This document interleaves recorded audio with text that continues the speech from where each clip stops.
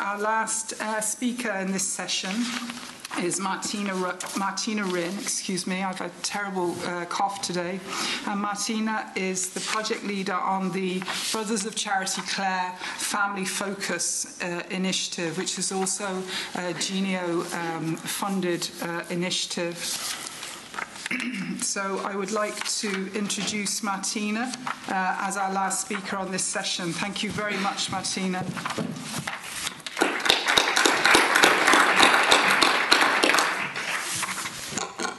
Okay, thanks very much, Rachel. I'm very happy to be here today to talk to you, and I'm here on replacement for Mary Keeley, who unfortunately is out of the country and couldn't be here with you today.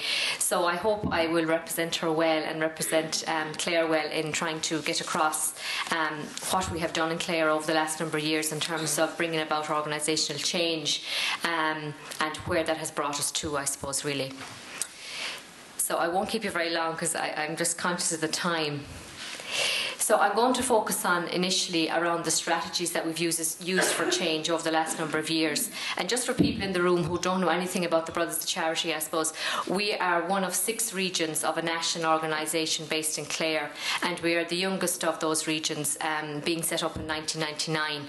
Before that, we were part of the Limerick services, and we provide services, both residential and day and training services, for about 250 people with intellectual disabilities. So as I say, over the last number of years then we've been really looking at how we can serve people better and how we can bring about people having real lives in real places in a healthy and safe way. And I suppose the first real thing that Mary Keeley was really clear about when she became the Chief Executive or Director of Services, as was known at the time in '99, was around being clear about what was the vision for the Clare services. Because without a vision and without being clear around what that vision is, well, what are you trying to achieve, or where are you trying to go ultimately? And when we talk about a vision, it's not a statement written on a wall somewhere or in a policy document in a filing cabinet. It's about knowing what that vision is, and it's about having that vision in your mind and in your heart. So in Clare, our vision is love and respect for all towards a full and valued life.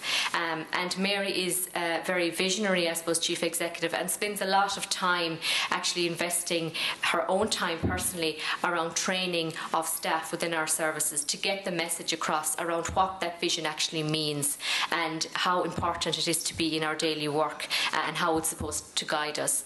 So the communication of that vision is really, really important. The second key strategy, I suppose, is the fact that you need really strong and committed leadership if you are to bring about significant change in the life of organisations and systems and ultimately in the lives of people.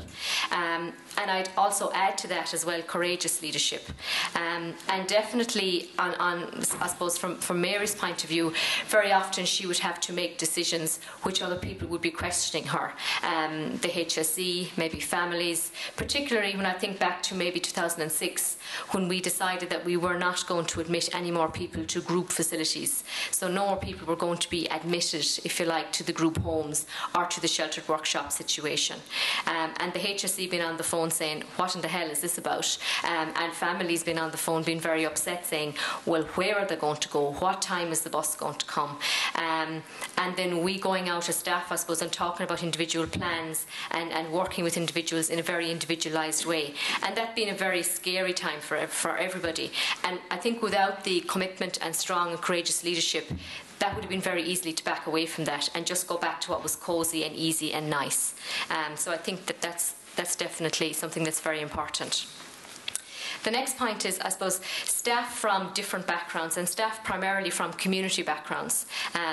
Maybe I would say that because I'm from a community development background myself, but I think people who come from community backgrounds come from a very different place as opposed to people who come from maybe medical background or whatever else. So if we are really trying to create real lives for people in real places, I mean, we're talking about community. We're not talking about the segregated facilities within a grouped facility. And really we have to have people who come from that way of thinking that it is important for people to be in the community, that they have already links within the community and that they see the value of that. So that was a significant change for us as well, to be looking at staff from different and primarily, I suppose, community backgrounds.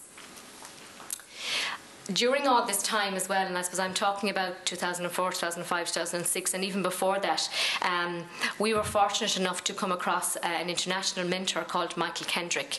And Michael Kendrick has been mentioned previously today already by Brian, but he was very, very important to us in actually supporting us each step of the way, because I suppose at the time we couldn't really find anybody else in the country which could really mentor and lead us, and he was very instrumental in that at that time, and taught us a number of different strategies, and one of them was around this, drawing this line in the sand and saying that you're actually not going to be running with two systems. And what I mean by that is that you're not going to be continuing to admit people to the grouped segregated facility while at the same time trying to provide individualised services for people. You have to get it clear in your own head, what are you doing? And I suppose I was interested this morning when Etna was talking about the figures and saying that while 620 had got out of the institutions, 700 somehow had got in. And I think we have to be really clear that we need to draw a line somewhere, whether it's in the sand or in the sky, that we actually come to a point where we stop doing that. Because it's far more difficult to get people out once they're in there. It's easier just to keep people out of there in the first place and to use whatever finances that come with them to ring fence them to do that specifically and develop a life around them.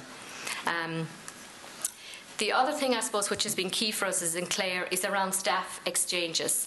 And we've had a number of staff exchanges right from 2007 up along the way to 2009. And I suppose one of the first exchanges, one of our managers, Eamon Finn, went on the exchange to Pat Fratangella's organisation in Syracuse in New York.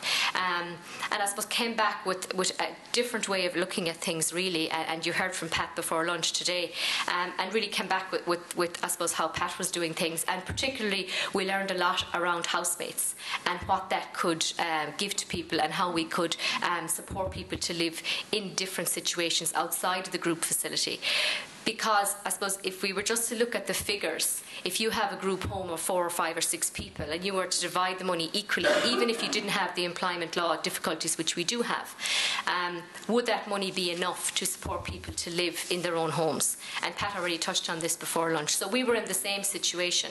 So the idea of housemates was a new dawning for us, I suppose, and was a really key strategy. And we have used it successfully over the last number of years. Now, I'm not going to pretend that we have masses of housemates. We don't. But the ones that we do have work really well. And I'll talk later on about one that I'm working with at the minute, with one of my individuals and one of my families. Then I suppose as I say, a number of staff exchanges happened, but another one of them was one that I went on myself to Australia in 2009, and I went to work with an organisation in Brisbane called MAMRE Association. And basically all of MAMRE's work is around building the capacity and skills of families, because they firmly believe that families are the people who are there for the long haul, and families are the ones who will safeguard the lives of people with disabilities into the future. Not services, not systems, not staff. And while they do obviously put time and energy into the training of their staff and upskilling of their staff, they also put significant amount of time and more time into families, because that's where they see it's sustainable. So I had the privilege of being with MAMRE for about 4 months, and then when I came back, we were lucky enough that Genio had announced their funding, and we were successful in getting funding for a family leadership programme. And the project, I suppose, was a national project, and our partners were Cheshire Ireland and the Murisa Foundation. And we had 15 families on this project for a year, from October 2010 till just October gone by last month. And it really, I suppose, helped us to focus how we were going to make things sustainable in the future. Because the big difficulty we had all along was, okay, we had individualised services, we had ring-fenced people's budgets around individuals and all of that, but we really had left the family outside the door. And like when we think about it now, we think, how ridiculous was that? But that's where we were. We were so tunnel vision into focusing solely on the person and not actually concentrating on, well, how can this really be sustained into the future? Because with the best will in the world and the best staff in the world and the best service provider in the world, you're not going to be there forever. You know what I mean? You're going to move on someday, you're going to retire, you're going to move to a different position. And effectively you feel like you're letting people down. And you are letting people down if you don't invest in people who are in that person's life, because they're naturally there. So we have gained great insights, I suppose, from that project over the last 12 months. And we now are in a situation where we have families who have developed a lot of capacity themselves and are in a position where they can support other families into the future. And Madeleine mentioned about the sustainability of the funding that Genio gave, and I suppose we're glad to say that we're continuing on with this way of working in Clare, and we now have another 12 families which will be starting off on this process again at the end of November. And it really is, I suppose, a combination of workshops where all the families come together and then individual planning with the families as well, specific to their family member with a disability. And when I think back and reflect, I suppose we had tried, and our training officer had put many efforts into getting families to come to trainings, but very often they didn't come. And I suppose there's a number of reasons for that when we reflect on it. Number one was that the time of the training was probably during the day between 9 to 5, when families were doing their own things, having their own jobs. Number two, the training wasn't really specific to their family situation. So they were going to training that was general. And a lot of time people just don't have the time to give to that, particularly if they are caring for somebody with disability in the family as well. So just then in terms of the principles and values that underpin the way we work in Clare, I suppose we are really committed to people having inclusive, unique lifestyles. We see that everybody has a certain ability, a certain gift, a certain talent, and that really we are to work with people to develop those and to make them feel that they can make a valuable contribution to society in the same way as anybody else can. Meaningful relationships, and this is key, and Aoife O'Toole mentioned it before lunch as well. It's often seen as a softer thing, but actually this is really, really critical, because if people don't have meaningful relationships, they're like lost souls in a universe, and really at the end of the day it's people who keep people safe. It's not systems or it's not paid supports. So we have to be really cognizant of the fact that very often service providers step in and sever a lot of those family and natural supports that people naturally have. But because culturally, I suppose, and historically, service providers are coming with the expert hat on, very often families and natural supports back away. So we really have to be very, very clear, I suppose, and very proactive around maintaining those meaningful relationships that people naturally have and developing others as well. Natural authority of individuals and family, and again I suppose historically there's a lot of work to be done here, because again service providers have taken the power and they have seen themselves as the experts, and there's a lot of readdressing of balancing the power here to be done. Courageous leadership, I have mentioned already. Citizenship, I think, speaks for itself, that everybody has a right to be an active citizen and be involved in their community and their country. Safeguarding vulnerabilities, I think this is very important, because every individual and all of us in this room have certain vulnerabilities. Now obviously people with intellectual disability, because of the very nature of their disability, have heightened vulnerabilities, and I think if we are to not recognise that, we could be neglectful of people. We really have to recognise what are people's vulnerabilities, and we really have to be clear around how we safeguard those vulnerabilities. You know, sometimes I think about staff and they say, oh well, we tried this 3 years ago and it didn't work because whatever. You know, that's the kind of the disbeliever, I suppose, that Pat spoke about earlier. You have to really look at, just because it didn't work 3 years ago, well, why didn't it work? And what are the vulnerabilities the person has around this particular area? And what safeguards can we build so that we can try it again in a safer way and that it can work? And then finally, value for money as the last point. And I suppose just to talk about this one for a second, I know in the debates around individualised funding, and very often people who come from maybe a finance background will say, well, the money just doesn't add up. It just does. If you divide a group home and you take the 6 people and you divide it out, it doesn't make economic sense for people to be living all in their own homes. But if you look at all the extra supports that are going into that group home to maintain and contain people in there, in terms of multi-D supports, and you were to extract that from it, you know, it's very possible that individualised supports, and we have proved this in Clare, I suppose, in the way we support people now, that people actually cost less. It costs less to support people in individualised arrangements when they have a complement of paid and unpaid supports. And actually that's how it should be anyway, because it's not healthy to have everybody in your life a paid person, because what does that say about you as an individual if everybody is there for every hour and they're being paid €1 for that hour?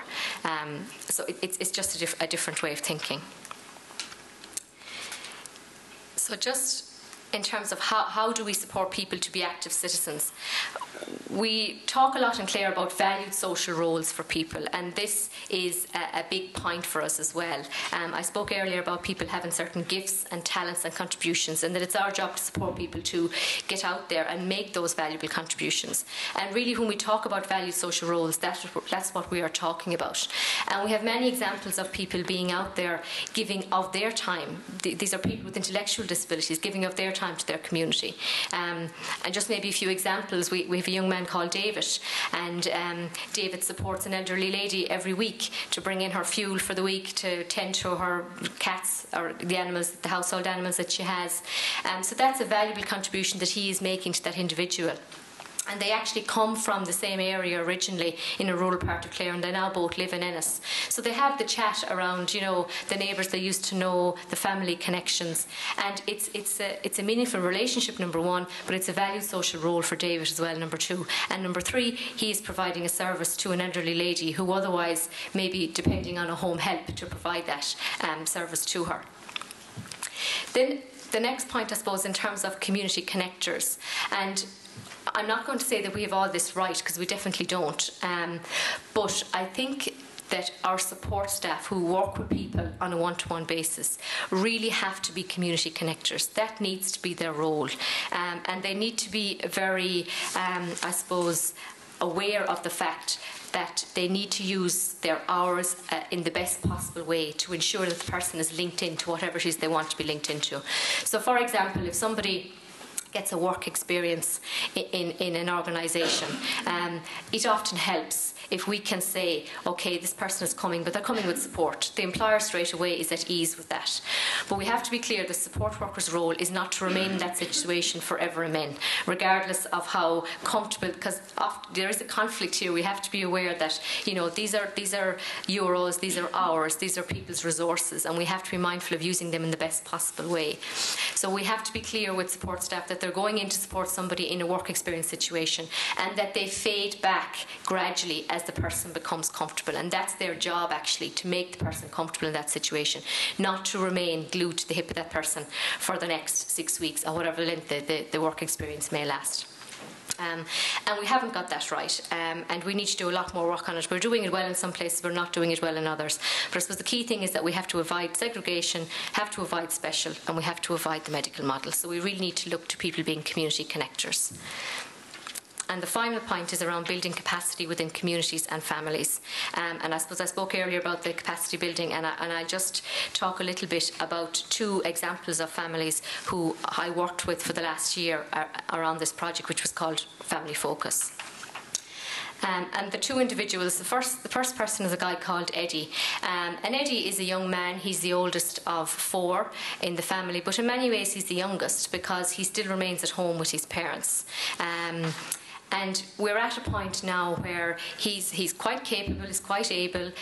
He probably has a diagnosis of a mild to moderate intellectual disability, and he has quite severe epilepsy. So that's probably the biggest challenge for Ed. But he has identified, and his parents have identified, through coming through the process of the Family Focus project, that he would like to live independently. Now, really, for Ed, there's two choices. He can start to plan around how that would look now without residential funding, because he's not going to get residential funding. And to be honest, he doesn't need residential funding either. But if we were to be still in the traditional way of thinking, we could be supporting his family to remain at home forever until the funding package falls from the sky. And that could be many years' time, or it may never happen. And meanwhile, Eddie is waiting for this package to come and wasting his life away. So I suppose by doing things differently, we are working with Eddie, his family, and a wider circle of support to see how this can actually happen. And at this point in time, we're at the place where we have advertised for a housemate. We have found a housemate. We are doing the assessment of the housemate in terms of suitability and the references and all the rest of it. So we're halfway through that process. He's a young man called Paul. And tonight, actually, I'm meeting with a wider circle of support around Ed, because up until this point, his family were very, I suppose, they weren't clear around what they were going to ask a circle of support to do, whereas now they are. It's about Eddie moving out to live independently, and he is going to need support to live in that home independently. He may not always need the support, but he will definitely initially need it. So I was talking to his mom last night just to see was everything ready for tonight, and she said, yeah, everything is ready. We have 20 people coming. So that is brilliant that there's 20 people coming tonight at 8 o'clock to his home. And what we're going to do is just going to do an introductory session around Ed and moving out and why and all the rest of it.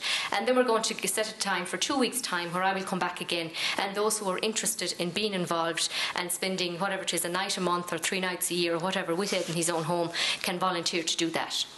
So, you know, that's something, if we were to be thinking in traditional ways of doing things, a medical model and segregation would never actually happen.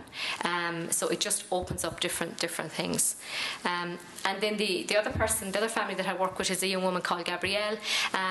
Gabrielle is a woman who was supported for many years in a segregated facility. She has Down syndrome. She's quite able but has certain behavioural issues. And I really believe that these behavioural issues are because of the service she was in for the last 8 years. And basically came to a situation where the service broke down. She didn't want to do meditation every day, but there was no other option, only to do meditation every day. So this kind of scenario. And the situation that we're in now is that the family are actively involved in trying to debundle the money out of that system. And that's not an easy task to do, but they're very committed to doing it. And in the meantime, through the Genio project, each family had 100 hours. So we used those 100 hours for Gabrielle and her family to recruit a support worker specific to her. And we found a really good support worker called Laura. And Laura has worked with Gabrielle now since last April. And that has gone really well. And I suppose the example I gave you earlier about the person fading back, we have been very given that a lot of attention to detail because the resources are so scarce in this situation until we can manage to debundle the money out of the system that is tied within, which actually does not meet our needs. But the family in this situation are really brilliant as well. And I mean, Gabrielle has had so many experiences since the service that she was in broke down last December.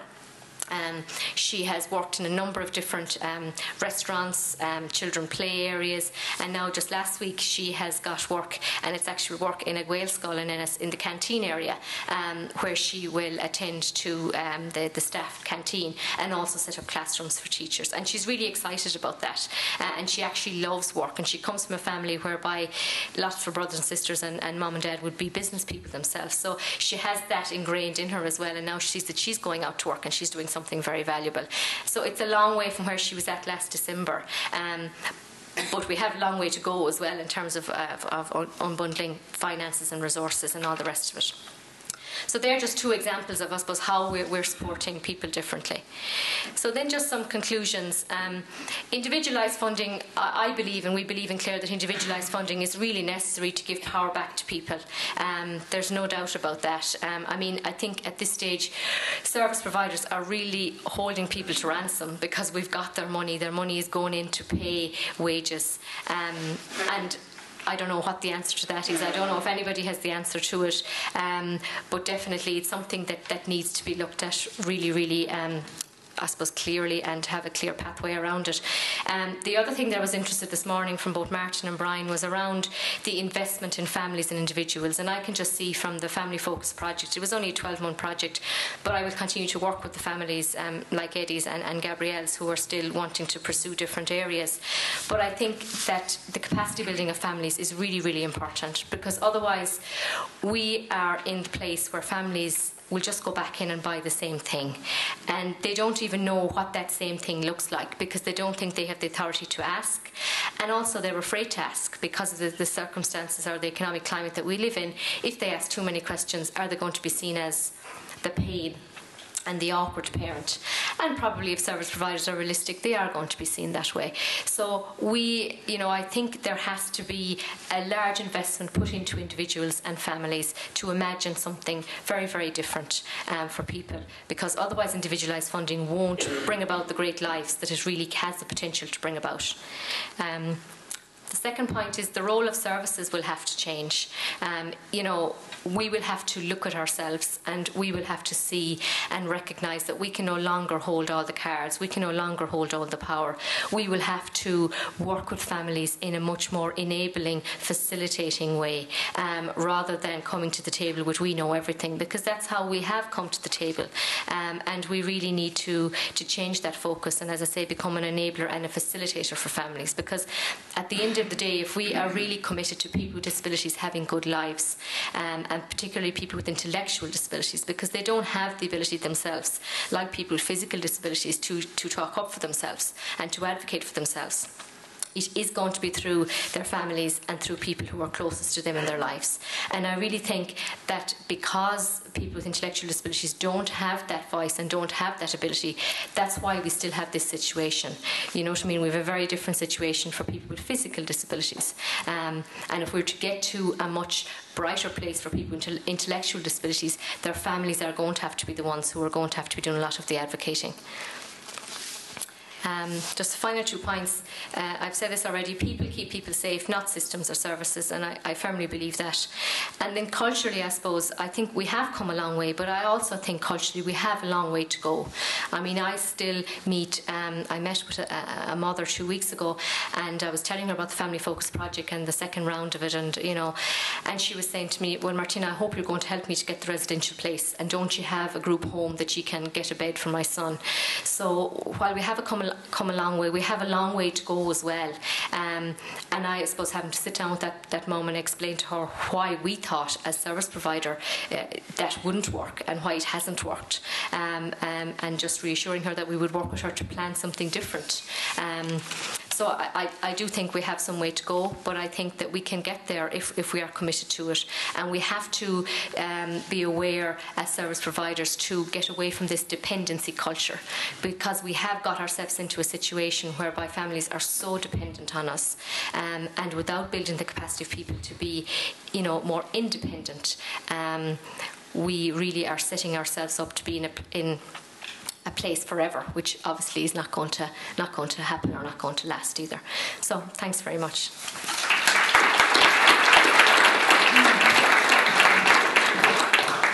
Thanks very much, Martina. That was a fascinating presentation, and one that is very close to my own heart.